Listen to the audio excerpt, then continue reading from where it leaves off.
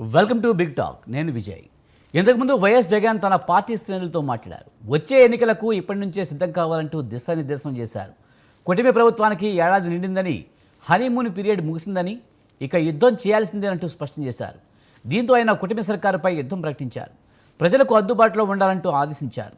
ప్రజా సమస్యలపై పోరాడాలన్నారు. ప్రస్తుతం రాష్ట్రంలో రాక్షస రాజ్యం నడుస్తుందంటూ విమర్శించారు. మనం ప్రతి చోట ప్రతి క్షణం ప్రజలతో మమేకం కావాలన్నారు. అంటే వైఎస్ జగన్ ఇక ప్రజాక్షేత్రంలోకి దిగబోతున్నట్లు ప్రకటించారు. ఒక్కసారిగా పల్నాడు వెళ్ళేందుకే రాష్ట్రంలో ఎంత గొడవ జరిగింది. ఇక అలాంటి పర్యటనలు జరిగితే ఇంకెంత రాద్ధాంతం జరుగుతుంది. దీనికి ప్రతిగా కూటమి ప్రభుత్వం ఊరుకుంటుందా? సో ఇదంతా చూస్తుంటే ఏపీలో నిజంగానే పెద్ద యుద్ధమే జరగబోతున్నట్టు కనిపిస్తుంది. ఇదే అంశానికి సంబంధించి మనతో మాట్లాడేందుకు మాదిరెడ్డి శ్రీనివాసరెడ్డి గారు, వైసీపీ రాష్ట్ర అధికార ప్రతినిధి మనతో ఉన్నారు. ఆయనతో మాట్లాడతాం. శ్రీనివాసరెడ్డి గారు నమస్తే అండి. సార్, ఈరోజు తాడేపల్లిలోని వైసీపీ కార్యాలయంలో జగన్మోహన్ రెడ్డి మాట్లాడుతూ ఏడాది పాలన ముగిసింది, ఇక ప్రజాక్షేత్రంలోకి దిగాలంటూ కూడా వైసీపీ నాయకులు అందరికీ చెప్పారు. ఏడాది కాలంలో పూర్తి వ్యతిరేకత వచ్చిందంటూ కూడా ఆయన చెప్పడం జరిగింది. నిజంగానే ఏడాది పాలనలో కూటమి ప్రభుత్వంపై అంత వ్యతిరేకత వచ్చిందా? విజయ్ గారు, ముందుగా మీకు, తోటి ప్యానలిస్టులకు, అదేవిధంగా మన స్వతంత్ర వీక్షకులకు గుడ్ ఈవినింగ్ అండి. బాబు షూరిటీ, భవిష్యత్తు గ్యారంటీ అనేటటువంటి నినాదాన్ని తీసుకొని ఒక అబద్ధాన్ని సృష్టించి దగా చేసి, ప్రజలను దగా చేసి సంవత్సరం దాటిందండి. ఈ సంవత్సరం దాటిన సందర్భంగా వెన్నుపోటు దినం అనేది జూన్ నెల 4వ తారీఖున మా పార్టీ నిర్వహిస్తే, వెన్నుపోటు దినం నిర్వహిస్తే మా పార్టీ అది ఎంత సూపర్ హిట్ అయిందో. ఎందుకంటే ప్రజలలో ఉన్నటువంటి భావాలు వ్యక్తీకరించారో, ఏ స్థాయిలో వాళ్ళు వ్యక్తీకరించారో, అది ఏ స్థాయిలో హిట్ అయిందో మనం అందరం చూసాం. ఈ సందర్భంగా ఒక చిన్న విషయం నేను చెప్పదలుచుకున్నానండి. నా పరంగా చాలా చిన్న ఛానల్ ఉంది విజయ్ గారు. నాకు నా సొంత ఛానల్ ఒక 33 వేల మంది మాత్రమే సబ్స్క్రైబర్స్ ఉన్నారు.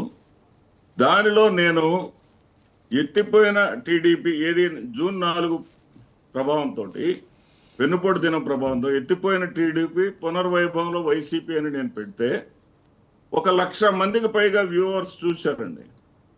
అంటే ప్రజలు ఎంత ఆసక్తిగా ఉన్నారంటే, ఎన్ని రోజులు చెప్తారు సార్? చంద్రబాబు నాయుడు గారు ఏమని చెప్పారు ఆ రోజున? చంద్రబాబు అనే నేను మన రాష్ట్ర ప్రజలు నాపై పెట్టుకున్న నమ్మకాన్ని నిలబెట్టుకుంటానని త్రికరణ శుద్ధిగా ప్రమాణం చేస్తున్నాను.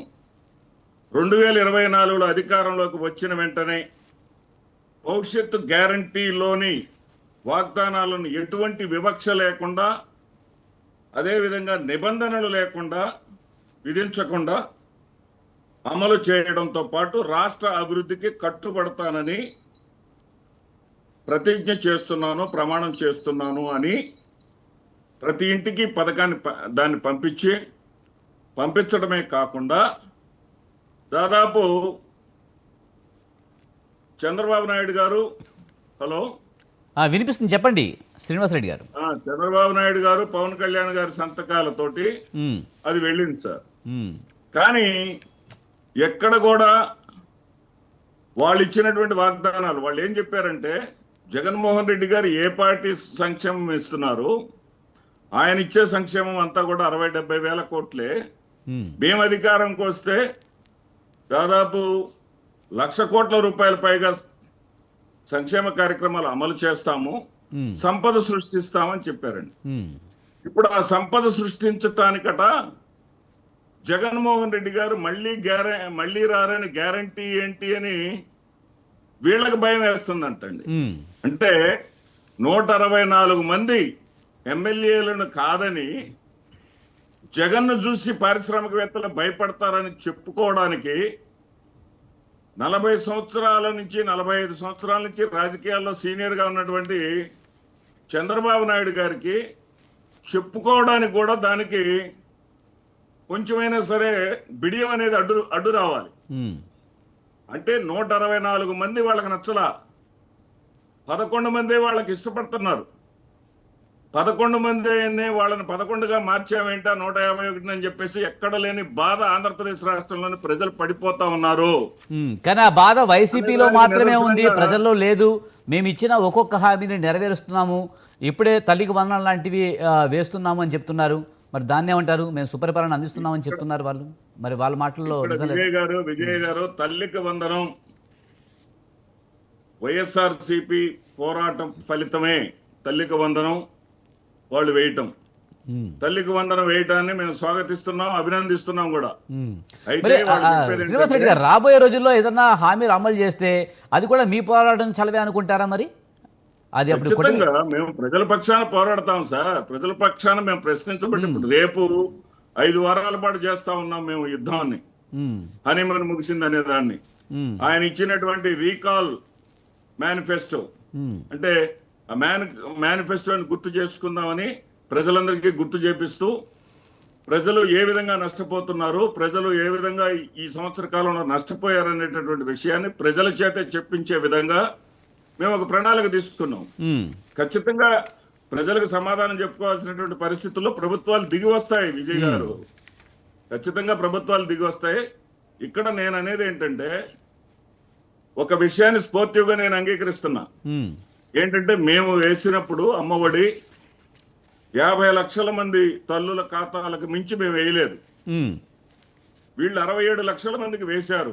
కానీ వాళ్ళు చెప్పిన ప్రతి ఇంట్లో ఎంతమంది బిడ్డలు ఉంటే అంతమందికి వేస్తామన్న దానికి మరొక 20 లక్షల పైగా వాళ్ళు ఇవ్వాలి. వాళ్ళేం పాపం చేశారు, దానికోసం కూడా మేము పోరాడతాం. మా పోరాట ఫలితంగా ప్రభుత్వాన్ని దారిలో పెట్టడమే మా బాధ్యత.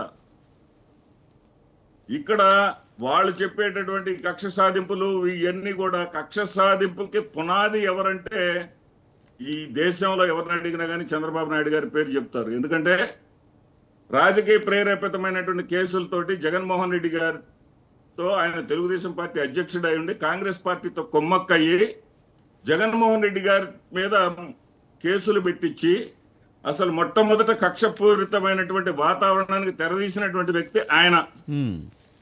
ఆయన ఈ రోజు కక్షపూరిత వాతావరణం,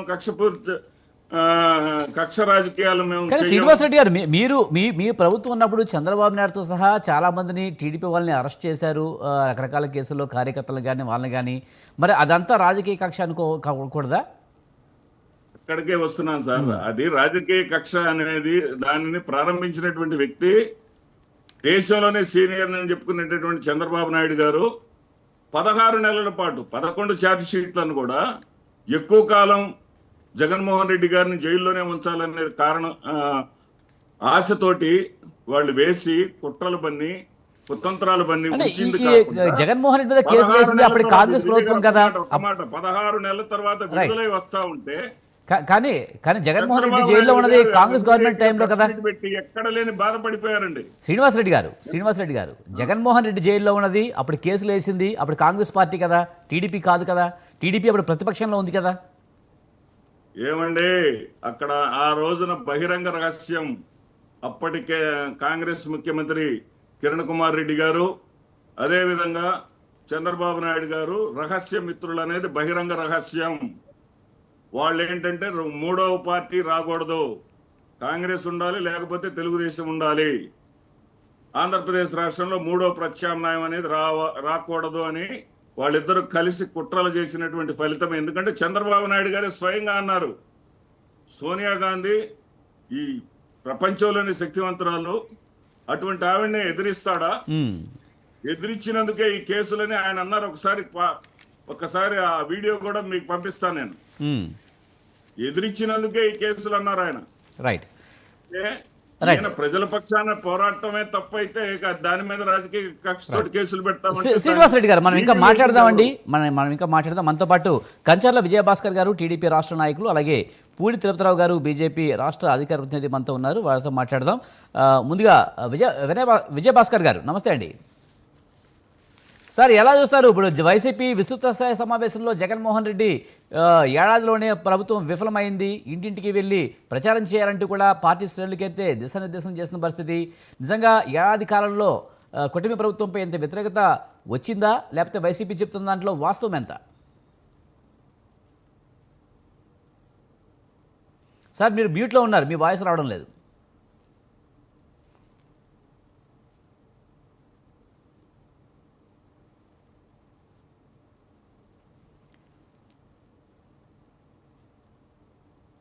రైట్.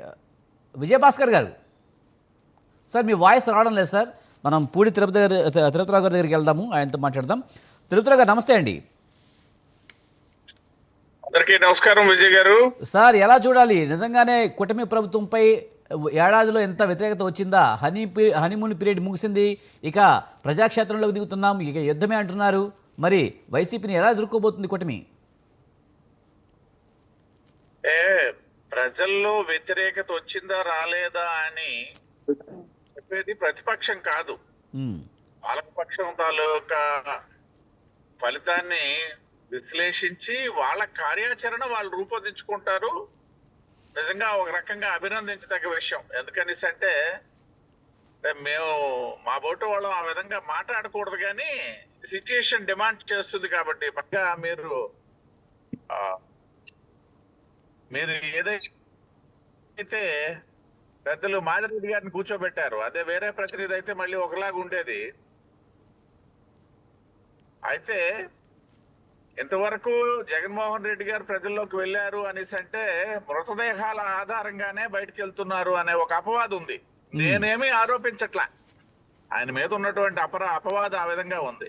ఇప్పటికైనా ప్రజా సమస్యలు, పాలక పక్ష తాలూకా వైఫల్యాలు, ప్రజల తాలూకా ఇబ్బందులు ఏమైనా దృష్టిలో పెట్టుకొని వారు గాని వారి శ్రేణులు గాని మాదిరెడ్డి గారు లాంటి వాళ్ళతో పాటు అందరూ కనుక దాదాపు 4 రోజులు అంటున్నారు, లేకపోతే 40 రోజులు అంటున్నారు, what ever it may be, 4 రోజులు అయినా సరే ప్రజల్లోకి వెళ్తే ఖచ్చితంగా అభినందనీయము. ఎందుకనిసంటే ప్రజాస్వామ్యంలో పాలక పక్షానికి ఎంత బాధ్యత ఉంటుందో అందులో సగం బాధ్యత ప్రతిపక్షానికి ఉంటుంది. అయితే వాళ్ళు చెప్పచ్చు, మాకు మీరు ప్రతిపక్ష హోదా ఇవ్వలేదు కదా, మాకేం బాధ్యత ఉంటుంది అని చెప్తే అది వారిష్టం. అది ప్రతిపక్ష హోదా ఇవ్వకపోయినప్పటికీ ఇవ్వడానికి ప్రజాస్వామ్యంలో ఇవ్వడము పుచ్చుకోవడం అనేది దయాదాక్షిణ్యాలు కాదు, దానికి ఒక సిస్టమ్ ఉంది. ఆ సిస్టమ్ ప్రకారం వాళ్ళకి ఎలిజిబిలిటీలు ఉన్నదా లేదా అనేది అది వేరే అంశం. అయితే కానీ ఈ రాష్ట్రంలో పోయిన ఎన్నికల్లో సీట్ల పరంగా ఘోరమైనటువంటి పరాజయం పొందినప్పటికీ ఓట్ల పరంగా 39.6% ఓట్లు తెచ్చుకున్నటువంటి ఒక ప్రతిపక్షము అంతకు ముందు 5 సంవత్సరాలు పాలకపక్షంగా ఉన్నటువంటి సందర్భంలో వారు బాధ్యత ప్రజాస్వామ్యంలోనా అది ఇవాళ గుర్తెరిగారు. ఓ సంవత్సరం అయిపోయింది, హానీమూన్ పీరియడ్ అయిపోయింది అంటున్నారు. ఏమో మర్చిపోయారేమో జగన్మోహన్ రెడ్డి గారు కానీ లేకపోతే వారి పార్టీ శ్రేణులు కానీ. నాకు బాగా గుర్తుంది, జగన్మోహన్ రెడ్డి గారు నిజంగా 1 నెల రోజుల్లోనే ఢిల్లీలో ధర్నా చేసినటువంటి ఘనత ఉంది. ప్రతిపక్షానికి ముందు మండల స్థాయిలోను, తర్వాత జిల్లా స్థాయిలోను, తర్వాత రాష్ట్ర స్థాయిలోను చేసి ఆ తర్వాత ఢిల్లీ స్థాయిలోకి వెళ్తారు. ఇంకా చెప్పాలి మా భాషలో అంటే గల్లీ స్థాయిలో చేసినటువంటి ఉద్యమాల తర్వాత ఢిల్లీ స్థాయికి వెళ్ళినటువంటి సందర్భం ఉంటది. కానీ మరి ఇవాళ ప్రతిపక్షంగా ఉన్నటువంటి జగన్మోహన్ రెడ్డి గారు వైసీపీ 4 రోజుల్లోనే ఢిల్లీలో చేసినటువంటి సందర్భం మర్చిపోలేం కదా. సరే మర్చిపోకపోయినా ఇవాళ ప్రతిపక్షంగా వారి బాధ్యత ప్రజల్లోనైనా, శాసనసభలో ఎలాగూ లేదు, ప్రజల్లోనైనా సరే వాళ్ళు నిరూపించుకోవడానికో లేకపోతే వారి పార్టీ బలం పెంచుకోవడానికి ఏదైతే వాళ్ళ ఆశయాలు ఏమైనప్పటికీ కూడా ప్రజల ఆశకి అనుగుణంగా వాళ్ళు ఇవాళ చేస్తున్నారు. కాబట్టి మనం అభినందించగినటువంటి విషయం. ఇంకొక ముఖ్యమైనటువంటి అంశం ఏంటనేసి అంటే ఇవాళ రాష్ట్రంలో పూర్తిగా పరిపాలన అట్టడుగున గెలిపోయింది, అడగంటిపోయింది, అసలు వైఫల్యం చెందిందని చెప్పేసి మాట్లాడినటువంటి జగన్మోహన్ రెడ్డి గారి మాటల గురించి నేను 2-3 మాటలు చెప్తా. అయితే ఈ రాష్ట్ర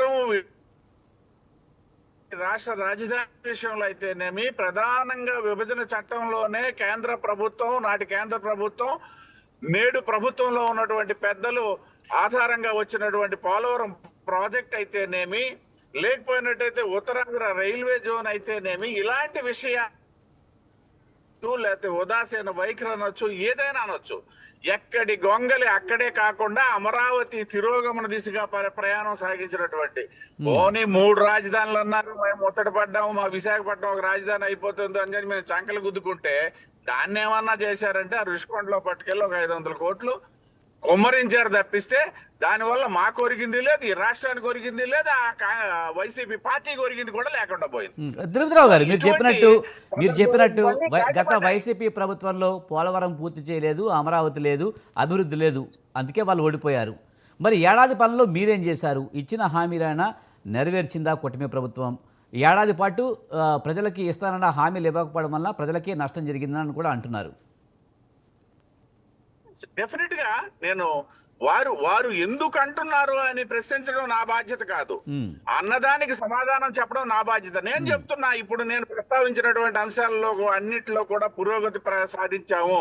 అమరావతికి సంబంధించి దాదాపు 55,000 కోట్ల రూపాయలు కేంద్ర ప్రభుత్వం ప్రత్యక్షంగా పరోక్షంగా ఇస్తున్నటువంటి సహకారంతో అమరావతి ఇవాళ మళ్ళీ పునర్నిర్మాణం సందర్భం. ఒకవైపు పోలవరానికి సంబంధించి విదేశీ నిపుణులు, ప్రపంచంలో ఉన్నటువంటి హేమాహేమైనటువంటి నిపుణులు తీసుకొచ్చి ఇవాళ అక్కడ జరిగినటువంటి విధ్వంసాన్ని సరిదిద్ది మళ్ళీ ప్రాజెక్ట్ ని పరుగులు పెట్టించే దిశగా ఏదైతే ప్లానింగ్ జరుగుతుందో అదొక అంశం అయితే, మిగతా అంశాలన్నింటికి కూడా ఈ సంవత్సర కాలంలో మేము సమాధానం చెప్పాం. ఇక సంక్షేమం వస్తే, సంక్షేమం విషయంలో ఏమంటే మీ సూపర్ 6 ఏమయ్యాయి అని అడుగుతున్నారు. మంచిదే, ప్రతిపక్షంగా వారి బాధ్యత వారు నిర్వహిస్తున్నప్పుడు ఎప్పుడు కూడా మేము భారతీయ జనతా పార్టీ కార్యకర్తగా మేము అభినందిస్తాం. మా విధానం అది. ఈ దేశంలో సుదీర్ఘకాలం ప్రతిపక్ష పాత్ర పోషించినటువంటి ఏకైక పార్టీ భారతీయ జనతా పార్టీ. నేడు మేము దాదాపు 2వ దశాబ్దం చివరి అంకంలోకి వచ్చాము అధికారంలోకి వచ్చి. కానీ స్వతంత్రం వచ్చినటువంటి 77 సంవత్సరాల్లో మేము 60 సంవత్సరాలు ఈ దేశంలో ప్రతిపక్షంగానే ఉన్నాము. ప్రతిపక్ష హోదా ఉన్నా లేకున్నా సరే ప్రతిపక్ష బాధ్యత పోషించినటువంటి మహామహులు మా వాజ్పేయి గారు, అద్వానీ గారు. ఓడిపోయినప్పటికీ కూడా పార్లమెంట్ కి వెళ్ళడానికి అవకాశం లేనటువంటి సందర్భంలో కూడా ప్రజల మధ్య ఉండి ప్రతిపక్ష నాయకుని బాధ్యత వహించినటువంటి వ్యక్తి, మహోన్నతమైనటువంటి వ్యక్తులు ఉన్నటువంటి పార్టీ భారతీయ జనతా పార్టీ. ఇవాళ శాసనసభకు రారు వాళ్ళు. వారు వచ్చి అడగమని కదా మేము అడుగుతున్నాం. వారు వచ్చి వారిని మేము వెంటబడతామని చెప్పేసి ఏం కూటమి ప్రభుత్వం ఎక్కడ చెప్పట్లా. రండి చర్చించండి అని అడిగితే రావట్లేదు. సరే, ఒకటి తిరుపతిరావు గారు, ముఖ్యంగా తల్లికి వందనం కానీ, అన్నదాత సుఖీభవ, లేకపోతే ఆడబిడ్డకి నిధి, నిరుద్యోగులకు భరోసా ఇది భృతి ఇస్తానని చెప్పారు. అలాగే ఫీజు రియంబర్స్మెంట్ నిధులు ఏమయ్యాయి? వీటన్నిటికి సంబంధించి గత ఏడాదిలో అసలు ఏం చేశారు? గత ఏడాదిలో ఇవన్నీ చేయకపోవడం అనేది ప్రభుత్వ వైఫల్యంగా మీరు చూడరా? జగన్మోహన్ రెడ్డి గారికి పండగ ఏ పండగ చేసుకుంటారనేది వారి స్వవిషయం, కానీ నేను ప్రశ్నించను. ఇల్లు అలగ్గానే పండగ చేసుకుంటారు అనే అవకాశం కనుక జగన్మోహన్ రెడ్డి గారు కానీ, లేకపోతే మాతో పాటు ఉన్నటువంటి మా పెద్దలు మాదిరెడ్డి గారు కానీ అనుకుంటే డెఫినెట్ గా నేను దానికి సమాధానం చెప్పాలా. నేను అదే చెప్తున్నా. 1 సంవత్సర కాలంలో ఏదైతే వ్యవస్థల్ని చక్కదిద్దడంతో పాటు అభివృద్ధి దిశగా ప్రయాణం ప్రారంభించడంతో పాటు, మూడవది సంక్షేమానికి సంబంధించి కూడా ఏదైతే ఇచ్చిన మాట ప్రకారం 4,000కు పెంచి ఇవాళ రేపు ఆదివారం గనక 1వ తేదీ పడుతుంది అనేసి అంటే ముందు 30 కానీ 31వ తేదీ కానీ పింఛన్లు అందజేస్తున్నటువంటి సందర్భము. గడిచిన సంవత్సరం 1 నెల కాలంగా ఏ నెల కూడా జీతాలు సమయానికి రాలేదు అని చెప్పి ఏ ఒక్క ఉద్యోగి కూడా మాట్లాడనటువంటి సందర్భాన్ని నేను ఇప్పుడు కోట్ చేస్తున్నా. ఇవన్నీ మార్పులు కాదా? ఇవన్నీ అభివృద్ధి కాదా? ఇవన్నీ కూడా సరిదిద్దడం కాదా?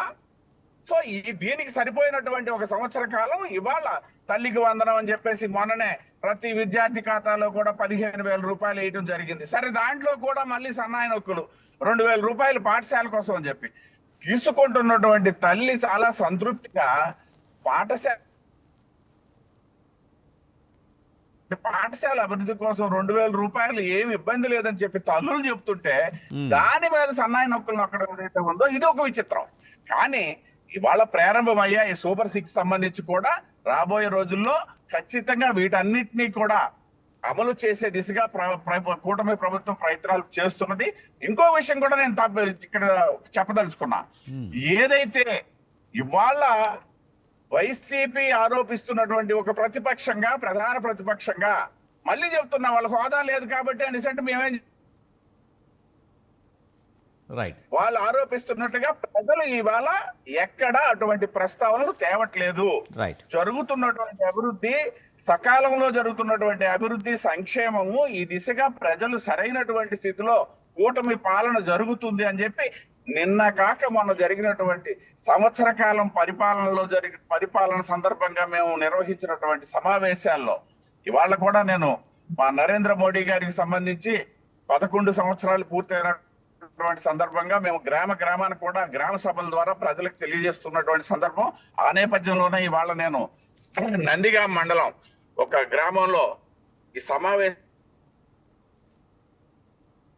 వచ్చింది. రైట్. అంటే ఈ సందర్భంగా మేము మాకు వస్తున్నటువంటి ఫీడ్బ్యాక్ నేను షేర్ చేస్తున్నాను మీకు. ఓకే. నేనేదో ఫోర్కాస్ట్ చేయటం. రైట్. మనతో పాటు కంచర్ల విజయభాస్కర్ గారు ఉన్నారు, ఆయనతో మాట్లాడదాం. విజయభాస్కర్ గారు, సార్ ఎలా చూస్తారు వైసీపీ ఈ విస్తృత స్థాయి సమావేశంలో జగన్మోహన్ రెడ్డి ఈ కూటమి ప్రభుత్వం ఫెయిల్యూర్ అయిందంటూ 5 వారాల పాటు కూడా ఒక కార్యాచరణ రూపొందించారు, మరి ఎలా చూడాలి? ఇప్పుడు సహజంగా ప్రజాస్వామ్య దేశంలో ప్రతిపక్షాలు ఉంటాయి. మరి ఆ ప్రతిపక్షాలు అది మంచి పరిపాలన అయినా దాంట్లో రంధ్రాన్వేషణ చేయడం అనేది సహజ లక్షణం. పైగా జగన్ లాంటి వాడు మధ్యయుగాల నాడు పుట్టాల్సిన నాయకుడు. మరి ప్రజాస్వామ్యానికి ఆయన పనికిరాడు. అనేక సంఘటనలతో ఆయన ఈ మధ్యయుగాల నాటి ఈ లక్షణాలు కలిగిన ఈ జగన్మోహన్ రెడ్డి ఈ ఆధునిక ప్రజాస్వామ్య భారతానికి పనికిరాడని చెప్పేసి రుజువైంది. మరి అధికారం వారికి కర్మావధి. అధికారం అనేది ముఖ్యంగా ఆయనకి రాష్ట్ర ప్రజల ప్రయోజనాల కోసం కాదు. తన యొక్క స్కాములు, పోతే ఈ సిబిఐ కేసులు, ఈడీ కేసులు, అదేవిధంగా దౌర్జన్యాలు, దాడులు, నరమేధం, పోతే దోపిడీలు, ఇవన్నీ ఆగిపోతాయి అధికారం లేకపోతే. అదేవిధంగా కోర్టుల చుట్టూ తిరగాల్సి వస్తుంది. పోతే ఆ సిబిఐ ఈడీ కేసులు యాక్టివేట్ అవుతాయి. అదేవిధంగా ఆయన అధికారం కోల్పోతే మళ్ళీ కొత్తగా వచ్చిన మా కూటమి ప్రభుత్వం కేసులు బుక్ చేస్తుంది. ఆయన 5 సంవత్సరాల పాలనలో ఆయన మొత్త సాగించినటువంటి అవినీతి కార్యక్రమాల మీద అవన్నీ కేసులు ఒక్కొక్కటిగా బయటకు వస్తున్నాయి. కేసులు పెడుతున్నారు, అరెస్ట్ పర్వాలు జరుగుతున్నాయి, జ్యుడిషియల్ రిమాండ్ లో ఉన్నారు. భవిష్యత్తులో కోర్టులు వాళ్ళకి శిక్షలు విధిస్తాయి. జగన్మోహన్ రెడ్డి లాంటి వాడికి సిబిఐ ఈడీ కేసులు, రాష్ట్ర ప్రభుత్వం పెట్టే కేసులు, వీటిల్లో అనేక కేసులు ఆయన చాలా కాలం జైలు శిక్ష పొందాల్సిన పరిస్థితులు ఏర్పడేటట్టుంది. భవిష్యత్తులో ఎలక్షన్స్ లో డిస్క్వాలిఫై అయ్యే అవకాశం కూడా ఉంది. అదేవిధంగా ఆయన భవిష్యత్తులో 4 సంవత్సరాల తర్వాత జరగబోయే శాసనసభ ఎన్నికల్లో పోటీ చేయడానికి కూడా అవకాశాలు ఉండేటట్టు లేవు. మరి ఈ నేపథ్యంలో నిరంతరం ఆయన నిద్రలేని రాత్రులు గడుపుతూ పోతే ఆయన ఏదో ఒక విధంగా రాష్ట్రంలో శాంతి భద్రతలు లోపించాయి. పోతే ఈ రాష్ట్ర పరిపాలన చేత కావట్లేదు. కాబట్టి ఈ ప్రభుత్వాన్ని రద్దు చేయండి అని చెప్పి ముందు మిత్రులు తిరుపతిరావు గారు చెప్పినట్టు వీళ్ళు 4 రోజుల వ్యవధిలోనే ఢిల్లీకి పోయి మహాశాలను సమర్పించి వచ్చారు, ధర్నాలు చేసి వచ్చారు. రాష్ట్రంలో పరిపాలన సజావుగా సాగట్లేదు, శాంతి భద్రతలు లోపించాయని. అంటే అధికార కాంక్ష, అధికారం పోయిందనే దుగ్ధ తిరిగి అధికారాన్ని చేజిక్కించుకోవడానికి వాళ్ళు 4 రోజుల్లోనే అందుకు నడుపులు ఇచ్చారంటే వాళ్ళు ఏమనుకోవాలి? ఎలక్షన్లు అయిన తర్వాత కొద్ది రోజులు దాని రియాక్షన్స్ మనం చూస్తున్నాం. 52 జనరల్ ఎలక్షన్స్ నుంచి ఒక 10-15 రోజుల నుంచి ఒక 4 రోజుల పాటు సైడ్ ఎఫెక్ట్స్ ఉంటాయి. స్థానికంగా వాళ్ళకున్న విభేదాలు, స్థానిక విభేదాలతో వాళ్ళు ఉద్రిక్త పరిస్థితుల్లో లోనవుతారు. ఆ ఉద్రిక్త పరిస్థితుల కారణంగా అది ప్రతిపక్షం కావచ్చు, అధికార పక్షం కావచ్చు,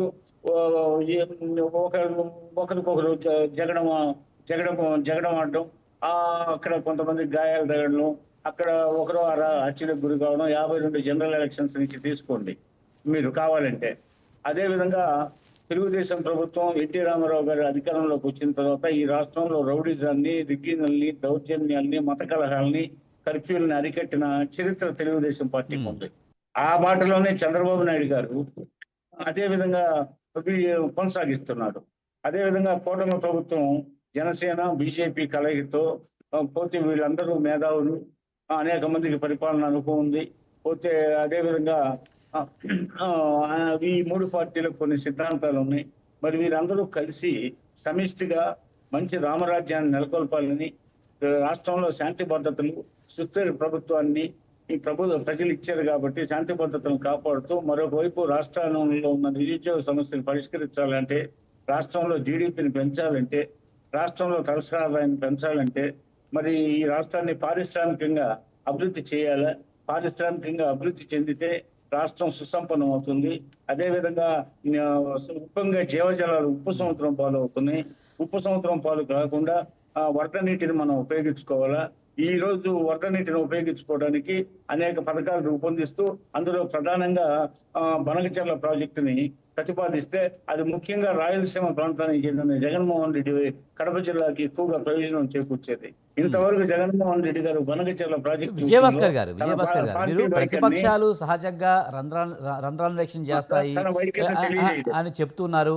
ఓకే, ప్రతిపక్షం అయిన తర్వాత ప్రభుత్వం ఎంత మంచి చేసినా సరే కొన్ని రంధ్రాన్వేషణ చేస్తుంది మీరు చెప్పినట్టు. కానీ ఏడాదిలోపు ఏమీ చేయలేదు అనేది కూడా సహజంగానే అనుకోవాలా? చెప్తాను, వస్తున్నాను.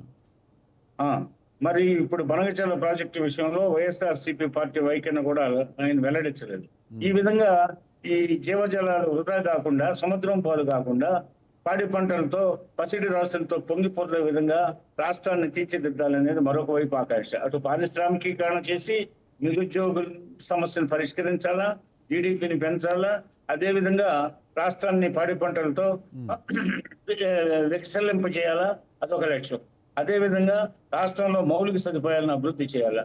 పోతే రోడ్ల గుంతలు పూడ్చం, అదేవిధంగా మరలా కొత్త రోడ్ల నిర్మాణం, అదేవిధంగా ఒకవైపు ఇన్ఫ్రాస్ట్రక్చర్ డెవలప్ చేయడం రాష్ట్రంలో. ఈ విధంగా అటు అభివృద్ధి కార్యక్రమాలు. మళ్ళీ రాజధాని 5 సంవత్సరాలు రాజధాని లేదు. విద్యార్థులకి మీది రాజధాని ఏదని అడిగితే జనరల్ నాలెడ్జ్ పేపర్లో రాజధాని ఏదని చెప్పి తెలియని పరిస్థితి. పోతే భారతదేశ చిత్రపటంలో చంద్రబాబు నాయుడు గారు ఉన్నప్పుడు అమరావతిని చేర్చారు. జగన్మోహన్ రెడ్డి కాలంలో రాజధాని లేకుండా చేశారు. 3 ముక్కలాట పేరుతో 5 ఏళ్లు కాలయాపన చేశారు. అదే విధంగా మెడలు ఉంచి ప్రత్యేకంగా అక్కడ స్పెషల్ స్టేటస్ తీసుకొస్తామని చెప్పారు. అక్కడ మడిని తిప్పారు. అదే విధంగా మద్యపాన నిషేధం చేస్తామన్నారు. అక్కడ మడిని తిప్పారు. మరి అంతా యూటర్న్ తీసుకున్నారు. మరి వాళ్ళు చేసిన వాగ్దానాలు ఏవి నెరవేర్చకపోగా నవరత్నాల పేరుతో ప్రజలను మోసం చేశారు. మరి మేము ఇచ్చిన సూపర్ 6 పథకాలు చాలా వరకు అమలు చేసాం. ఇంకా కొన్ని అమలు చేయాల్సి ఉన్నాయి. పోతే మాకు ఇచ్చిన పీరియడ్ 5 సంవత్సరాలు. ఇప్పుడు 1 ఇయర్ పూర్తయింది. ఈ 1 ఇయర్ లో రాష్ట్రంలో 5 సంవత్సరాల్లో గాలికి వదిలేసిన పరిపాలనని, గాడి తప్పిన పరిపాలనని మేము క్రమ పద్ధతికి తీసుకురావడానికి ఏడాది ఇంకా సరిపోలేదనిపిస్తుంది. ఇంకా కొద్ది కాలం పట్టేటట్టుంది.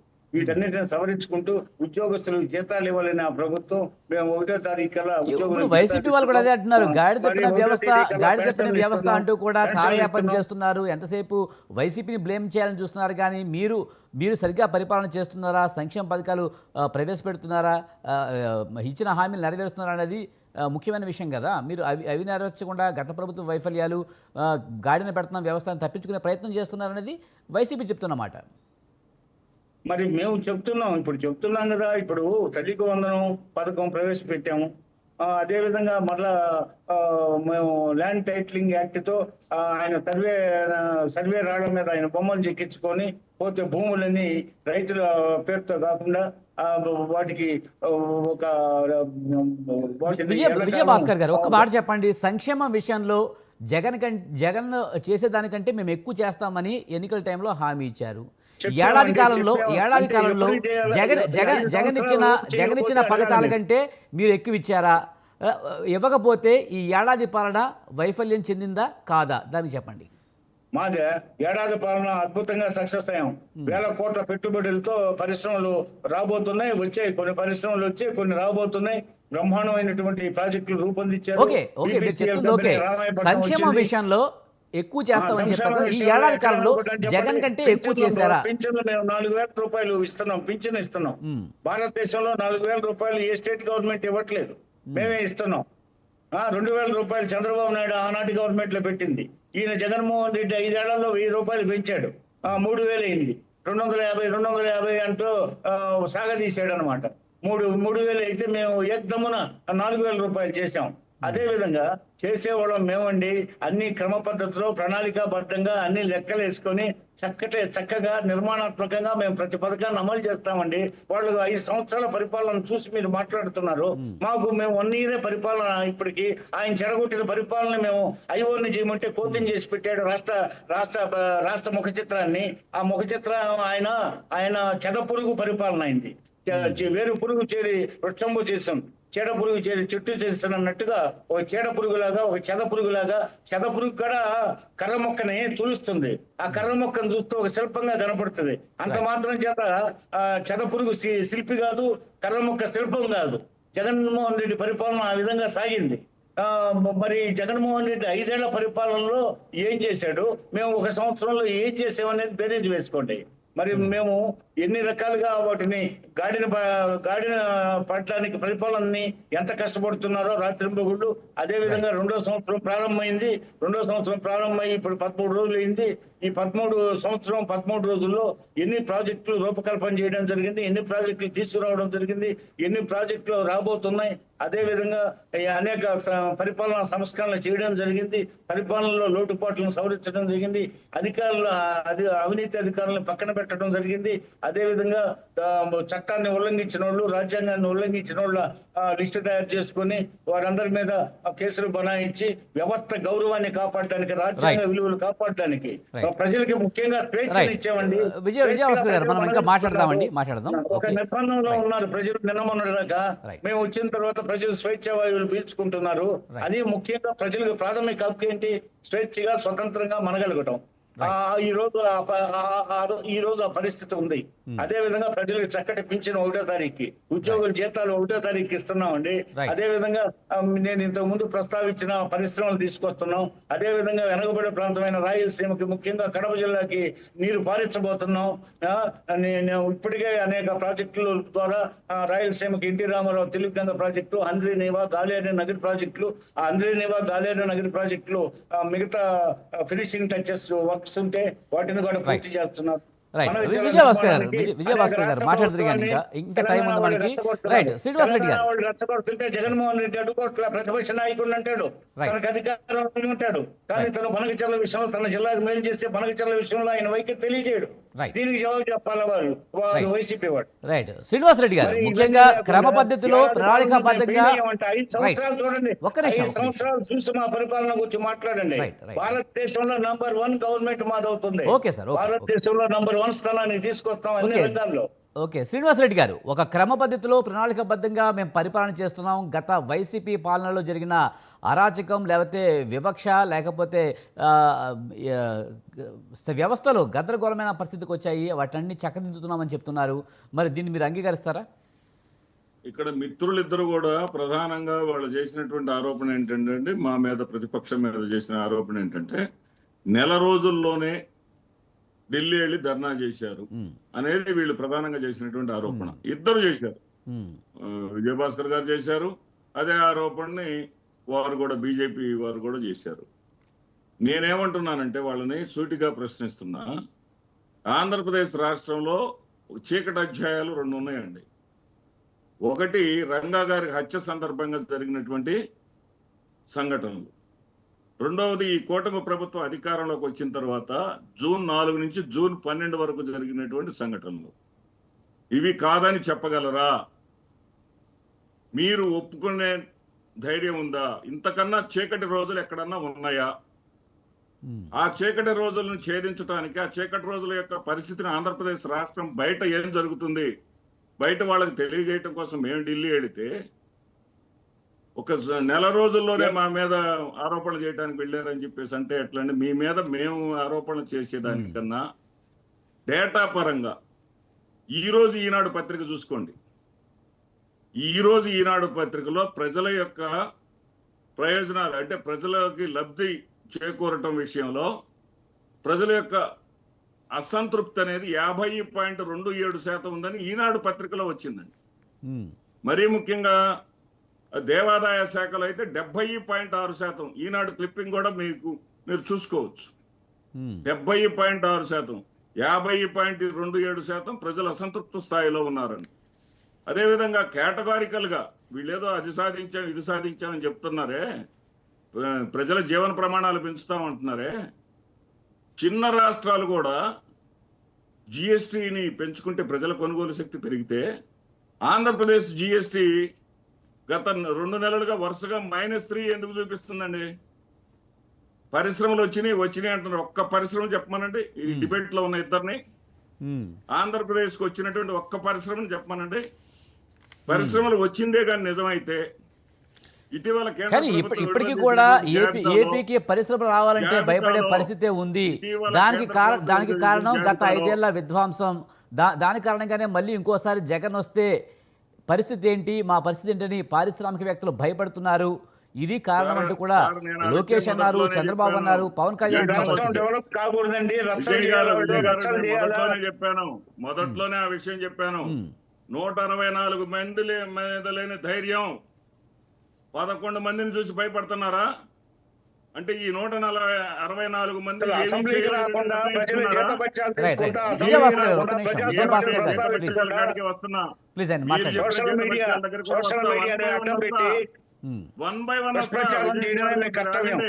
మీరు మాట్లాడిన సేపు చాలా ఓపిక గా విన్నాను. దయచేసి మీరు మాట్లాడండి. నేను అడిగిన దానికి సమాధానం మీరు మాట్లాడినప్పుడు మేము విన్నాము. ఇప్పుడు కూడా నేను మాట్లాడేది వినండి, మీరు తర్వాత మాట్లాడండి. గాడి తప్పిన వ్యవస్థల్ని సరి చేస్తున్నామన్నారే, గాడి తప్పిపోయిన వ్యవస్థలు 20 సంవత్సరాలు పట్టిద్ది అన్నారండి.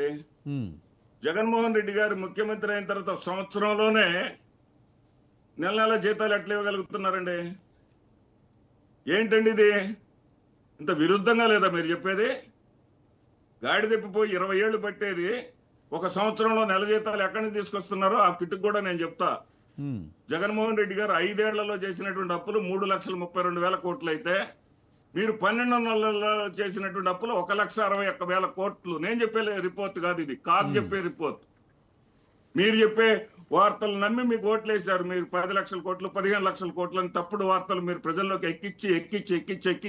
ఎక్కించి మోసం చేసి ప్రజల్ని దగా చేసి మీరు అధికారంలోకి వచ్చారు. కానీ నిజంగా చేసినటువంటి అప్పులు జగన్మోహన్ రెడ్డి గారు చేసింది 3,32,000 కోట్లు. మీరు ఈ 12 నెలల్లో చేసిన 1,61,000 కోట్లు. ఏం చేశారండి ఈ డబ్బులన్నీ? ఎక్కడ పెట్టారండి ఈ డబ్బులని? మాకు అమ్మఒడికి మాకు 6,400 కోట్లు అవుతున్నాయి. సరే, మొన్న మేము 10,000 ఇచ్చామని ఘనంగా మీరు చెప్పారు. 10,000 కోట్లు ఇచ్చినప్పుడు 6,400 కోట్లని 10,000 కోట్లకు మీరు పెంచినప్పుడు మేము కూడా స్వాగతిస్తున్నామని చెప్పాం. కానీ మిగిలిన 25 లక్షల మంది ఏం పాపం చేశారండి? మా ఊర్లో సొంత పెట్రోల్ బంక్ కాడ పాప పనిచేస్తుంది, కూతురుకు పడితే కొడుకు బళ్ళ. ఇదేంటండి? ఊరికి 100 చూపిస్తాను. కానీ తల్లికి వందనం విషయంలో ఇంతకుముందు మీరే చెప్పారు, గతంలో మేము 50 లక్షలు ఇచ్చాము, ఇప్పుడు కుటుంబ రత్నం 60 లక్షలు ఇస్తుందని చెప్తున్నారు కదా. అలా చూసుకుంటే మీకంటే బెటర్ అనుకోవచ్చు. నేను దాన్ని ముందే అంగీకరించారు, అదే చెప్తుంటా. మాట తప్పినట్టే, వాళ్ళు మాట నిలబెట్టుకున్నట్టు కాదు విజయ్ గారు. ఎందుకంటే ఇంట్లో ఎంతమంది ఉంటే అంతమందికి ఇస్తామన్న దాంట్లో కోతలు లేకుండా అని కూడా అన్నారు. కోతలు అంటే జగన్మోహన్ రెడ్డి గారు ఆ రోజున 15,000 ఇస్తామని 13,000 ఇచ్చారు. 2,000 రూపాయలు ఆయన జేబులోకి బొక్కేశారు అని చెప్పిన వీళ్ళు అదే జగన్మోహన్ రెడ్డి గారి విధానాన్ని ఇప్పుడు అమలు చేస్తూ ఆ 2,000 రూపాయలని మేము దీనికి ఇచ్చామన్నారు. అయితే శ్రీనివాసరెడ్డి గారు ఏదేమైనా గత వైసీపీ 5 ఏళ్ల పాలనలో చూసుకుంటే ఇప్పుడు ఈ ఏడాది పాలనలో చాలా అభివృద్ధి జరిగింది. అమరావతి నిర్మిస్తున్నాం, పోలవరం నిర్మిస్తామని చెప్తున్నారు వాళ్ళు. దానికి ఏమంటారు? విజయ్ గారి ఒక్క విషయం ప్రజల్లోకి వెళ్ళాలి, తర్వాత మీరు సమాధానం చెబుతారు. 2,000 రూపాయలు నేరుగా మేము పాఠశాల హెడ్ మాస్టర్ అకౌంట్, అక్కడ విద్యా చైర్మన్ ఉంటాడు, గ్రామ చైర్మన్ ఉంటాడు, పాఠశాల చైర్మన్ హెడ్ మాస్టర్ అకౌంట్ లో మేము వేసేవాళ్ళం. వేస్తే వాళ్ళు ఆ పాఠశాలకు ఏ అవసరమైనా సరే దాన్ని వినియోగించుకునేవాళ్ళు. ఇప్పుడు ఏం చేశారు? కలెక్టర్ అకౌంట్ లో వేశారు. అంటే ప్రభుత్వం దగ్గరే ఉంచుకుంటుంది ఆ డబ్బులు. కలెక్టర్ గారికి వీళ్ళు పోయి చెప్పాలా, హెచ్ఎం గారు విద్యా కమిటీ చైర్మన్ పోయి చెప్పాలి. చెబితే వాళ్ళకి నచ్చితే ఇస్తారంటే ఆ గ్రామంలో గాని, ఆ గ్రామం గాని వాళ్ళకి అనుకూలమైన గ్రామం అయితే ఇస్తారు, లేకపోతే ఇవ్వరు. ఇది ఎక్కడ వివక్షిత అండి? ఇది పరిపాలన కాదు. అట్లాగే ఇందాకటి నుంచి వారు చెప్తా ఉన్నారు, రిషికొండలో 500 కోట్లని. రిషికొండ రియాలిటీకి నిదర్శనంగా ఉందండి. 500 కోట్లది ఇవాళ 750 కోట్ల పెట్టుబడిలాగా అక్కడ కనిపిస్తుందండి. మీరు కట్టినటువంటి డయాఫ్రమ్ వాల్ ఫెయిల్యూర్ అయిందండి. రైట్. మీరు చెబుతున్నట్టు రిషికొండ భావనాలు చెప్తున్నారు కానీ అమరావతిని వదిలేశారు కదండి. అసలు రాజధాని లేని నగరంగా చేశారు. గత వైసీపీ 5 ఏళ్ల పాలనలో అమరావతి ఏదంటే చెప్పుకోలేని, అదే రాజధాని ఏదంటే చెప్పుకోలేని పరిస్థితుల్లో ఉంది అని చెప్తున్నారు. ఇప్పటికీ కూడా రాజధాని విషయంలో ఒక క్లారిటీ వైసీపీకి ఉందా సార్? రాజధాని విషయంలో వైసీపీ స్టాండ్ ఎప్పుడూ మారదు. మేము ఏమంటున్నామంటే విశాఖపట్నం అనేది, ఆ విశాఖపట్నాన్ని ఇప్పుడు హైదరాబాద్ ఆ రకంగా అభివృద్ధి చెందిందంటే, చంద్రబాబు నాయుడు గారు హైదరాబాద్ నేనే డెవలప్ చేశాను, నిర్మించానని చెప్పుకున్నారంటే, అక్కడ హైదరాబాద్ లో వచ్చినటువంటి ఆదాయాన్ని రాష్ట్రం మొత్తం కూడా వాడటం జరిగింది. ఇలా విశాఖపట్నంలో ఉన్నటువంటి ఆదాయంతో, విశాఖపట్నం యొక్క ఆదాయంతో రాష్ట్రంలోని 26 జిల్లాలను సుభిక్షంగా తయారు చేసుకోవచ్చు. శ్రీనివాసరెడ్డి గారు ఒక మాట నాకు క్లారిటీ ఇవ్వండి. ఇప్పటికీ కూడా వైసీపీ స్టాండ్ 3 రాజధానులేనా? మళ్ళీ మీరు ఒకవేళ పవర్లోకి వస్తే భవిష్యత్తులో మళ్ళీ 3 రాజధానుల నినాదంతోనే జనాల్లోకి వెళ్తారా? 3 రాజధానులు అనేది కాదండి, అన్ని ప్రాంతాల అభివృద్ధి అనేటటువంటి నినాదంతోనే మేము వెళ్తాము. వీళ్ళు సరే మీరు చెప్తున్నట్టు అన్ని జరగాలి, అన్ని చోట్ల అభివృద్ధి జరగాలని చెప్తున్నారు. కానీ పరిపాలనా కేంద్రం అనేది ఒకటి ఉంటుంది. ఆ పరిపాలనా కేంద్రం ఎక్కడ ఉంటుంది? విశాఖలో ఉంటుందా, అమరావతిలో ఉంటుందా? ఎందుకంటే ఇప్పుడు మన రాజధాని అమరావతి అని ప్రజలందరూ ఫిక్స్ అయ్యారు. ఇలాంటి టైంలో మళ్ళీ ఒకవేళ మీరు రాజధాని విశాఖకు తరలిస్తామనే మాట అంటే కనుక అది మీకు మైనస్ అయ్యే అవకాశం కనిపించట్లేదా? అది కూడా క్లారిటీ ఇవ్వాల్సిన అవసరం ఉంది. ఇక్కడ ఊహాజనితమైనటువంటి ప్రశ్నలు అనవసరం సార్. ఇక్కడ వీళ్ళు ఏ రకమైన, ఆ రోజున హైదరాబాద్ అది విశాఖపట్నంలో ఎగ్జిక్యూటివ్ క్యాపిటల్ ఎందుకు పెట్టాలని వెళ్ళగలిగాం, మనం వెళ్ళేటటువంటి పరిస్థితి ఎందుకు వచ్చింది? వీళ్ళు అమరావతి అని ముఖ్యమంత్రి గారి నివాసం ఉండేటటువంటి ఇంటికి కూడా రాజధాని అని చెప్పేసి, ఆ ఇంటికి కూడా కనీసం రహదారి వేసుకోలేనటువంటి పరిస్థితుల్లో మనం పక్కకి వెళ్లాల్సి వచ్చింది. అప్పటికల్లా వీళ్ళు డెవలప్ చేస్తే, వీళ్ళు నిజంగా చేస్తే మాటల వాళ్లే, వీళ్ళు చేతల వాళ్ళు కాదు అనేది గత 5 ఏళ్లలో రుజువైంది, 14 నుంచి 19 వరకు. అట్లా కాకుండా ఈసారి ఏదో చేస్తామంటున్నారు. చేస్తే ఎవరు వెళ్తారండి? వాళ్ళు చేయాలనే మేము పట్టుబడుతున్నాం, చేయాలనే స్వాగతిస్తున్నాం, చేయాలనే కోరుకుంటున్నాం. ఇక ప్రజాస్వామ్యానికే పనికిరాడని, ఏమంటే ప్రజాస్వామ్యానికి పనికిరాంది ఎవరంటే చంద్రబాబు నాయుడు గారని ఈ ఉభయ తెలుగు రాష్ట్రాల్లో పసిపిల్లవాడిని అడిగినా చెప్తారు. కానీ గెలిచారు కదా, నాలుగోసారి ముఖ్యమంత్రి అయ్యారు కదా. పనికి రారని మీరు అంటున్నారు, కానీ 4వ ముఖ్యమంత్రి అయ్యారు. ప్రపంచం అంతా తిరిగిరండి, ఎవరు పరిపాలనా అధ్యక్షులో చెప్తారు. విజయభాస్కర్ గారు ఒక్క నిమిషం మీరు సరే సార్, ఇప్పుడు జగన్మోహన్ రెడ్డిని పరిపాలనా అధ్యక్షుడు అంటారా? చరిత్ర చూపించండి. చంద్రబాబు నాయుడు గారు ఒంటరిగా గెలిచిన చరిత్ర చూపించండి. జగన్మోహన్ శ్రీనివాసరెడ్డి గారు ఇప్పుడు ఒంటరిగా గెలిచారా లేకపోతే పొత్తు పెట్టి గెలిచారా అనేది కాదు కదా. గెలిపే, పొత్తు పెట్టుకోకూడదనే ఒక సాంప్రదాయం ఏం లేదు కదా. గెలవటం కాదు, ప్రజల్ని మోసం చేయటం కాదు, మళ్ళీ అధికారం వెంటనే కోల్పోవటం కాదు. ఇక్కడ విజయభాస్కర్ గారు ప్లీజ్. ఇప్పుడు మీ భయం ఏంటి? మేము బయటకు వస్తేనే భయపడిపోతున్నారు, 100 మందితోనే రావాలి. కానీ శ్రీనివాస్ రెడ్డి గారు ముందు తిరుపతిరావు గారు మాట చెప్పారు, మీరు ప్రతిపక్షంగా బయటకు రావడం ఆయన ఆహ్వానించారు కూడా. విషయాలు చెప్పండి. రైట్, మీరు చెప్పండి ముందు. చెప్పండి, మీరు ఎందుకు అంత భయపడుతున్నారు జగన్మోహన్ రెడ్డి గారిని చూసి? ఎందుకు భయపడుతున్నారు? అంత భయం దేనికి? ఆయన వెళ్ళిపోతాడు కదా. రైట్ సార్, అదే విషయాన్ని మనం అడుగుదామండి. తిరుపతిరావు గారు, నిజంగా జగన్మోహన్ రెడ్డి బయటికి రావడంతో కూటమి ప్రభుత్వం అయితే భయపడుతుంది అని చెప్పి అడుగుతున్నారు. దాన్ని ఎలా చూస్తారు? దీంతో పాటు రెడ్ బుక్ రాజ్యాంగం అంటూ కూడా ప్రజలను భయభ్రాంతులకు గురి చేస్తున్నారు, ముఖ్యంగా ప్రతిపక్షాలని అణిచివేసే ధోరణితో వ్యవహరిస్తున్నారంటూ కూడా వైసీపీ నేతలు చెప్తున్నారు. విజయ్ గారు, ఈ భయపెట్టడాలు ఈ ప్రజాస్వామ్యంలో సరైనటువంటి పదాలు కావు. నిజంగా భయపడడం అనేది పార్టీల వంతు అవుతుంది, కానీ భయపెట్టడం అనేది ప్రజల వంతు. అది మొన్న ఎన్నికల్లో నిరూపితమైంది. 5 సంవత్సరాల్లో గనక జగన్మోహన్ రెడ్డి గారి ప్రభుత్వము సరైన దిశగా పని చేసి ఉన్నట్లయితే మొన్న ఎన్నికల్లో 52% నుండి 39% ఓట్లు పడిపోవాల్సిన అవసరం లేదు. కూటమికి 164 సీట్లు రావాల్సిన అవసరం లేదు కదా.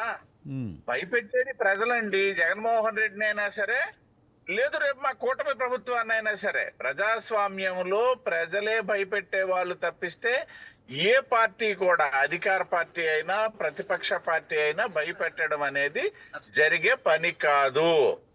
ఒకటోది.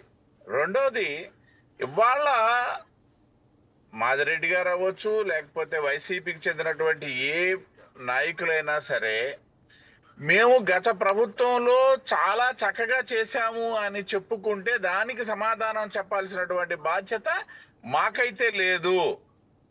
ఎందుకు చెప్తున్నానంటే ప్రజలు చెప్పారు కదా, ప్రజలు ఇచ్చినటువంటి తీర్పే ఇంపార్టెంట్ అక్కడ.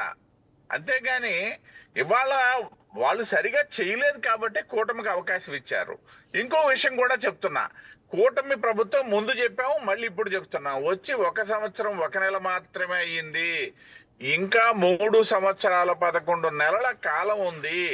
ఇచ్చిన హామీలు నెరవేర్చడంలో అయితేనేమి, లేదా రాష్ట్రంలో అభివృద్ధిని చూపించడంలో అయితేనేమి, లేకపోతే సంక్షేమాన్ని పెంచడం. మాదిరెడ్డి గారు ఓ రకంగా 2 చక్కని ఉదాహరణలు చూపించారు. ఎంతమందికి ఉంటే అంతమందికి ఇస్తామన్నారు కదా, ఇంకా ఒకరిద్దరికి రాలేదు, వాళ్ళు లక్షల్లో ఉన్నారని చెప్పేసి. మేబీ అది కాసేపు కరెక్ట్ అనుకుంటే, నిన్ననే కదా ప్రారంభమైంది. దీనికి సరిదిద్దుకొని ముందుకెళ్ళడానికి చాలా అవకాశాలు మా ముందున్నాయి, చాలా సమయం మా ముందుంది. అంతేకాకుండా ఇవాళ రాష్ట్రంలో ఏదైతే పరిశ్రమలకు సంబంధించినటువంటి అంశం కూడా వారు ప్రశ్నిస్తున్నారు. ఎక్కడ పెట్టారు మీరు అని చెప్పేసి. నేను ముందే చెప్పాను, ఇల్లు అలగ్గానే ఎవరూ పండగ చేసుకోలేరు. దాని తర్వాత ప్రక్రియ ప్రారంభం అవుతుంది, అంతిమంగా పండగ పూర్తి అవుతుంది. ఇవాళ రాష్ట్రంలో దాదాపు 1,00,000 కోట్ల పైచిలకు ఎంఓయూలు చేసుకున్నటువంటి ఒక సందర్భాన్ని నేను ఇక్కడ కోట్ చేస్తున్నా. ఎందుకు అనేసి అంటే, ఒక పరిశ్రమ రావాలనేసి అంటే ఒక రోజు అర్ధరాత్రి నుండి 2వ రోజు తెల్లారి లోపు పరిశ్రమ వచ్చేస్తుందని చెప్పడానికి ఎవరు సాహసం చేయరు, అది అవకాశం లేదు. ఒక పరిశ్రమ రావాలంటే దానికి ఉన్నటువంటి కొన్ని ఫార్మాలిటీస్ ఉంటాయి. ఆ పరిశ్రమ పెట్టే వాళ్ళకు అవసరమైనటువంటి వాళ్ళ సమయం అవ్వచ్చు, లేకపోతే సరంజామా అనొచ్చు, లేదనేసి అంటే ఆ వనరులు సమీకరించుకొని ముందుకు వెళ్లాల్సినటువంటి ఆవశ్యకత ఉంటుంది. ఆ నేపథ్యంలో ఇప్పుడిప్పుడే జరుగుతున్నాయి. క్షమించాలి. అదే ప్రశ్న 1 సంవత్సరం తర్వాత మాకు మాదిరెడ్డి గారు కానీ లేకపోతే వేరే వైసీపీ నాయకులు ఎవరు ప్రశ్నించినా సరే ఆ రోజు మేము చెప్పడానికి సిద్ధంగా ఉంటాం. ఇంకొక విషయం ఏంటనేసి అంటే, గత ప్రభుత్వ సమయంలో గనక మేము ఇన్ని పరిశ్రమలు పెట్టాము, ఇంత పెట్టుబడులు తెచ్చాము, ఇంత పారిశ్రామికీకరణ జరిగింది అని చెప్పేసి ఇదిమిద్దంగా చెప్పగలిగినటువంటి పరిస్థితి కనుక ఉన్నట్లయితే దాని కొనసాగింపుగా మేము ఇది చేశాము అని చెప్పడానికి మాకు అవకాశం ఉండేది. కానీ జరిగింది గత ప్రభుత్వంలో వాళ్ళు నవరత్నాల ఆధారంగానే వెళ్ళినారు తప్పిస్తే ఎక్కడ పారిశ్రామికీకరణ కానీ లేకపోతే అభివృద్ధికి సంబంధించినటువంటి అంశాల్లో కానీ వాళ్ళ తాలూకా మార్క్ అనేది ఎక్కడ లేకుండా పోయింది. ఈ నేపథ్యంలో ఇవాళ మేము ఏది చేసినా సరే మళ్ళీ మొదటి నుండి స్టార్ట్ చేసుకునే పరిస్థితి. అంటే ఉదాహరణకి 1 నెల చదును చేసి ఉంటే దాని మీద బిల్డింగ్ కట్టడం అనేది పునాదులతో ప్రారంభించవచ్చు. అసలు చదునే చేయకపోతే మళ్ళీ మేము వచ్చి చదును చేసుకుని దాని మీద మళ్ళీ పునాదులు వేసి దాని మీద మళ్ళీ బిల్డింగ్ కట్టి దాని మీద మళ్ళీ స్లాబ్ వేసుకునే పరిస్థితి ఇవాళ కూటమి ప్రభుత్వానికి ఉంది. కాబట్టి ఈ సందర్భంగా నేను చెప్పేది ఒకటే, ఈ గడిచిన 1 సంవత్సరం 1 నెల కాలంలో మేము రాష్ట్రాన్ని అన్ని రంగాల్లో కూడా ఒకవైపు సరిదిద్దుతూనే రెండో వైపు అభివృద్ధి దిశగా ప్రతి రంగంలో కూడా అభివృద్ధి దిశగా మేము ప్రయాణం ప్రారంభించాము, పూర్తి చేశామని ఇప్పుడు ఇవాళ ఎవరూ చెప్పట్లేదు. నేను కానీ మా తెలుగుదేశం సోదరులు కానీ మా జన సైనికులు కానీ ఎవరైనా సరే మేము ప్రయాణం ప్రారంభించాము. మాకు ప్రజలు ఇచ్చినటువంటి మ్యాండేట్ ఆధారంగా మాకున్నటువంటి సమయంలో మేము ఇచ్చినటువంటి వాగ్దానాలతో పాటు ఇటు అభివృద్ధి అయితేనేమి అటు సంక్షేమం అయితేనేమి మాదైనటువంటి మార్కు స్థాయికి మేము తీసుకెళ్లడమే కాకుండా ఒకవైపు కేంద్ర రాష్ట్ర ప్రభుత్వాలు డబుల్ ఇంజిన్ సర్కార్లుగా పనిచేస్తూ అభివృద్ధి దిశగా అంటే విడిపోయిన తర్వాత ఆంధ్రప్రదేశ్ రాష్ట్రానికి ఉన్నటువంటి అసలు సిసలైనటువంటి అవసరాలని గుర్తించినటువంటి భారతీయ జనతా పార్టీ ఒకవైపు కేంద్రంలో నరేంద్ర మోడీ గారు అధికారంలో ఉన్నటువంటి సందర్భంలో ఈ రాష్ట్రంలో పరిస్థితులు చక్కదిద్దుకుంటూ మాకిచ్చినటువంటి సమయంలో పూర్తి చేసి నెక్స్ట్ ఎన్నికలకి మేమా వాళ్ళ అనేది ఆ రోజు ప్రజలు నిర్ణయిస్తారు. ఇవాళ ప్రతిపక్షంగా నేను మరోసారి చెప్తున్నా, ప్రతిపక్షంగా వాళ్ళ బాధ్యత వాళ్ళు నిర్వర్తించడమే కావాలి. మాకు కూడా, ప్రజలకు కూడా అది కావాలి. ప్రజాస్వామ్యంలో అది ప్రధానమైనటువంటి అంశం కాబట్టి వారి పని వారు చేసుకోనివ్వండి. కాకపోతే ప్రజలు ఎంతవరకు రిసీవ్ చేసుకుంటారు, మాది ఎంతవరకు విశ్వసిస్తారు, వాళ్ళని ఎంతవరకు విశ్వసిస్తారు అంటే అది వేరే అంశం. కాబట్టి విజయ్ గారు ఏతావాత చెప్పేది ఏంటంటే ప్రతిపక్షం తన బాధ్యత చేస్తున్నానికి ముందుకు వస్తున్నట్టుగా వాళ్ళని అభినందిస్తున్నాం. రైట్. విజయభాస్కర్ గారు, ముఖ్యంగా ప్రతిపక్షాలను అణిచివేసే ధోరణి, కేసులు పెట్టి వేధించడం తప్పించి, రెడ్ బుక్ రాజ్యాంగాన్ని అమలు చేయడం తప్పించి ప్రజలకు చేసింది ఏమీ లేదనేది వైసీపీ చెప్తున్నమాట. ఈరోజు జగన్మోహన్ రెడ్డి కూడా అదే చెప్పారు. రెడ్ బుక్ అనేది రాజ్యాంగం కాదండి. యువగళం పాదయాత్ర సమయంలో లక్షలాది మంది యువగళం పాదయాత్ర 3000 పైచిలకు కిలోమీటర్ల సుదీర్ఘమైన ఆ పాదయాత్రలో అప్పటికే రాష్ట్రంలో ప్రజలు అస్వతంత్రులుగా అణిచివేతకు గురై, దౌర్జన్యాలకి దాడులకి గురై, హత్యలకి గురై, దోపిడీలకు గురై, ప్రజాధనాన్ని, ప్రజల యొక్క పబ్లిక్ ప్రాపర్టీస్ని నిర్భయంగా, నిర్బంధంగా దోచుకుంటుంటే పోతే సహించలేనటువంటి ఆ ప్రజలు ఈ శాసనాలను ఉల్లంఘిస్తూ, రాజ్యాంగ నియమాలను ఉల్లంఘిస్తూ, దోపిడీయే ప్రధాన లక్ష్యంగా, నరమేధమే ప్రధాన ధ్యేయంగా పరిపాలన సాగుతుందని చెప్పి ప్రజలులో భయాందోళన నెలకొన్న పరిస్థితుల్లో యువగళం పాదయాత్రకు వచ్చే లోకేష్ బాబుకి వాళ్ళ కష్ట సుఖాలు చెప్పుకోవడానికి అనేక మంది అన్ని రంగాలకు సంబంధించి కార్మికులు, కర్షకులు, పారిశ్రామికులు, అదేవిధంగా ఉద్యోగులు, ఎంతో మంది అన్ని రంగాలకు సంబంధించిన వాళ్ళు, మహిళలు, యువకులు, నిరుద్యోగులు, వాళ్ళ కడగండ్లని, వాళ్ళ ఈతి బాధల్ని, ఆ విధంగా రకరకాల సమస్యలను ఆయన దృష్టికి తెచ్చారు. ఆ సందర్భంగా కొంతమంది ఉద్యోగుల నడవడిక, వారు ఏ విధంగా శాసనాలను ఉల్లంఘిస్తున్నారు, ఏ విధంగా అవినీతి దోపిడీలో పాల్పడుతున్నారు, పోతే ఏ విధంగా కొంతమంది అధికారులు కక్షగట్టి ప్రజలను సాధిస్తున్నారు, అదేవిధంగా ఏ పాలకులు, ఏ మంత్రులు, ఎమ్మెల్యేలు, ముఖ్యమంత్రి ఎక్కడెక్కడ ఏ విధంగా దౌష్టానికి పాల్పడ్డారు, దౌర్జన్యాలకు పాల్పడ్డారు, ఎక్కడ మీద అణచివేత చర్యలు చేపట్టారు, ఇవన్నీ చెప్తూ ఉంటే అవన్నీ గుర్తు పెట్టుకోవడానికి ఆయన మానవ మాత్రుడే కాబట్టి వాటన్నిటిని గుర్తు పెట్టుకోవడానికి ఒక పుస్తకం తీసుకొని, నోట్బుక్ తీసుకొని ఇవన్నీ 3300 పైచిలుకు కిలోమీటర్ల ఆయన మహాప్రస్థానంలో వీటన్నిటిని నోట్ చేసుకున్నాడు.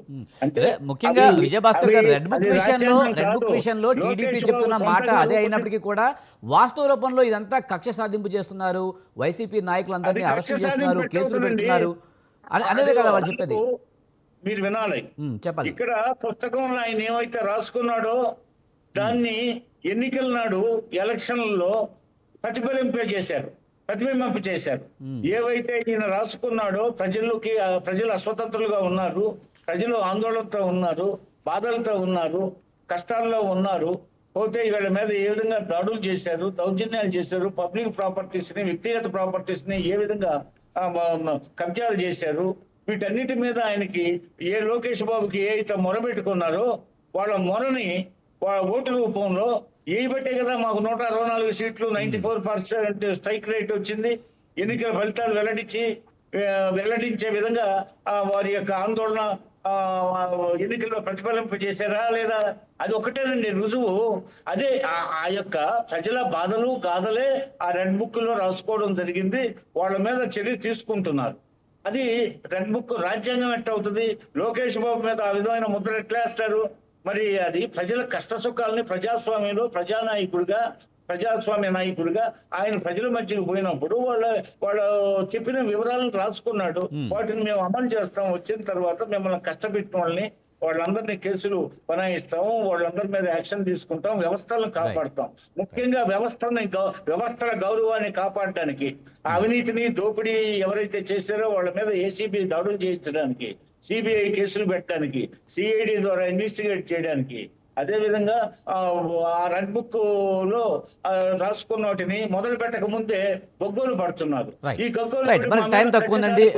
అంటే విజయభాస్కర్ గారు. దోపిడీ చేయొచ్చు, Right. దౌర్జన్యాలు చేయొచ్చు, Last and final గా. Right. చక్రవర్తి చేయొచ్చు, హింసాకాండకు పాల్పడవచ్చు, హత్యలు చేయొచ్చు. మా జోలికి మీరు రాకూడదు. అంటే ఎలాంటి ప్రజలు ఇచ్చిన తీర్పు ప్రకారం మేము నడుచుకోవాలి. Right, ప్రజల sir. ఆకాంక్షలు Right. కదా మనం. 1 minute ఉంది sir time. 1 minute time. Srinivas Reddy గారు ముఖ్యంగా ప్రజా సమస్యలపై ప్రజల దగ్గరికి వెళ్ళి తెలుసుకోవడం మంచి పద్ధతి అయినప్పటికీ కూడా అసలు అసెంబ్లీలో చర్చించాల్సిన దానికి మీరు అసెంబ్లీకి రాకుండా తప్పించుకుంటున్నారు.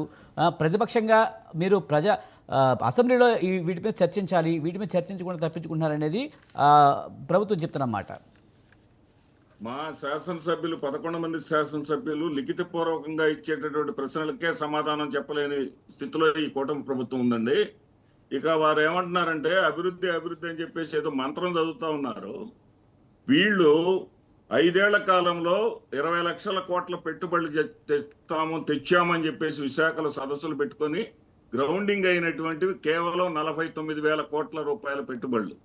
2 సంవత్సరాల కరోనా ఉన్నప్పటికీ కూడా నేను కేటగారికల్ గా చెప్తానండి.